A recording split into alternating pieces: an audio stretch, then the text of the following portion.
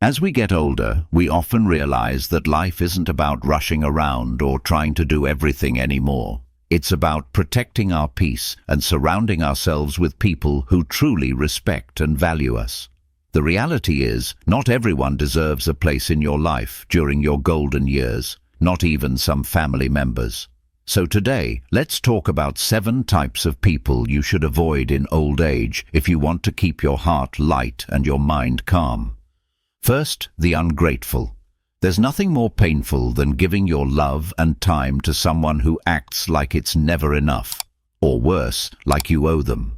Maybe you spend hours preparing a special meal for your grown children, hoping they'll appreciate it. Instead of a thank you, they complain it's not as good as they remembered. Or maybe you help a friend with errands they could easily do themselves, and they don't even say thanks, as if your time means nothing.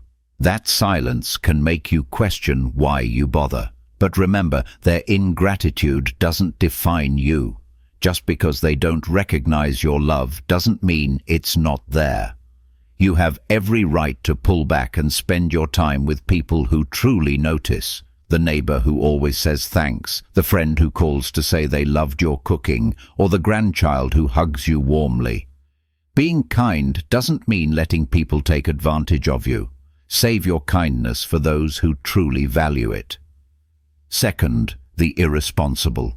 We all know someone like this. They keep making bad choices again and again and expect you to clean up after them every time. Maybe it's an adult child who spends their money recklessly and then calls you, nearly in tears, asking for another loan to pay their bills, or a cousin who constantly faces crises, needing a place to stay just for a few nights, which somehow turns into months. And because you love them, you step in. But each time you do, you sacrifice your own peace. The hard truth is, helping someone who refuses to take responsibility for their life only keeps them stuck. You deserve to enjoy your retirement without carrying the burden of grown people's poor decisions. It's not cruel to say, "I'm sorry, but I can't help you this time." Sometimes the most loving thing you can do is let people face the consequences of their actions. It frees you and gives them a chance to grow up. Number 3, the manipulator.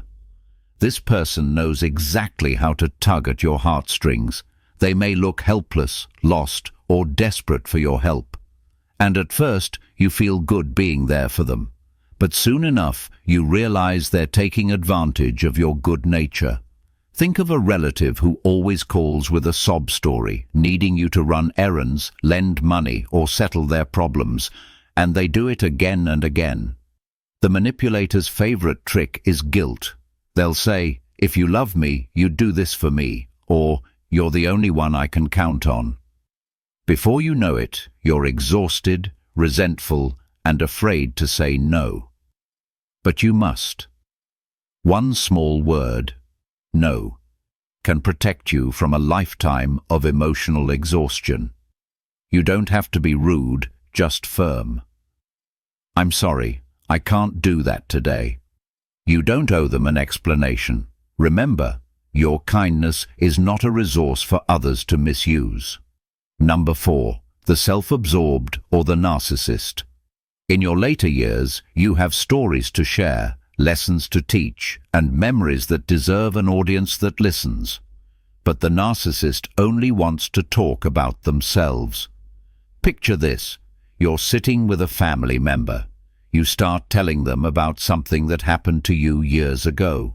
Maybe how you overcame a hardship, or something that makes you smile every time you think of it.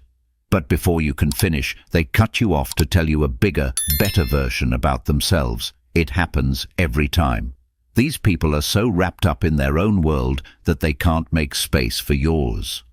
Over time, you feel invisible, like your life doesn't matter. But you have every right to steer that conversation back. Say, "Wait, I'd like to finish what I was saying."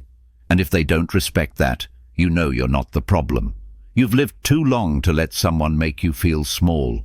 Spend your precious time with people who lean in when you speak. The friend who asks, "And then what happened?" Or the neighbor who remembers your stories and asks for more. Your voice matters. Don't let a narcissist drown it out. Number 5. The critic. You know the one. They always have something to say about what you're doing wrong. Your clothes not right. Your hobbies a waste of time. How you spend your money. They know better. They might say, "I'm just being honest," or "I'm only trying to help."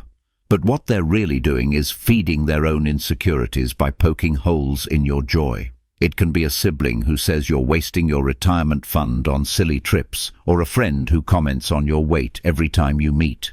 After decades of working hard and caring for everyone else, you deserve to live free of constant judgment. Next time the critic starts up, pause and ask yourself, does this person really care about me, or do they just enjoy feeling superior? If it's the latter, let their words slide right off you. You can even say calmly, "I appreciate your concern, but I'm happy with how I'm living my life." Then move the conversation along. Critics only have power if you let their words get under your skin. You are not their opinion. You are so much more. Number 6. The chronic complainer. It's the person who grumbles about everything under the sun. The weather's too hot, the food's never right, the government's always wrong, the world's going downhill. And they want you to sit there and listen to it all. 10 minutes with them and you feel your mood sink. An hour with them and you start seeing the world in grey too. Here's the thing. We all need to vent sometimes. That's human. But the chronic complainer never stops. They have no interest in solutions, only in sharing their misery. If you spend too much time with them, you'll find yourself carrying their darkness home with you. So, limit how much you absorb. Be gentle, but clear. You can change the subject, spend less time together, or even say, "I'd rather talk about something more uplifting today." Protect your peace. Life is short. Look for people who can see the silver lining and remind you that there's still good all around us. Number 7. The one-upper. This one might sound funny at first, but it wears you down over time. The one-upper has an odd habit. No matter what you say, they have to top it. You say, "I wasn't feeling well last week." They say, "That's nothing. I've been sicker than you ever were." You share that you went on a nice little trip. They interrupt with tales of bigger, better vacations. You show them a photo of your grandchild's school award, and they whip out a picture of their grandkid's trophy collection. It might seem harmless, but the one-upper chips away at your joy, making you feel like your moments don't matter. You deserve to be around people who truly celebrate your happiness, not those who feel the need to one-up or compete with you. If you notice this pattern, remember it's okay to say, "I'd like to share my experience right now," or simply choose to spend less time with them and more time with friends who genuinely cheer for your successes, big or small. Here's the core of it all. Your golden years should truly feel golden. You've earned the right to protect your peace and decide who gets to be part of your life. The ungrateful, irresponsible, manipulative, self-centered, critical, chronic complainers, and one-uppers. These kinds of people will drain your energy if you let them. But you don't have to. Set your boundaries calmly and confidently. Hold your head high and remember, setting boundaries isn't selfish. You've spent a lifetime giving love, time, and care to others. Now it's time to do the same for yourself. Surround yourself with people who see you, appreciate you, and allow you to be your true self, because your peace is precious and you deserve to keep it safe.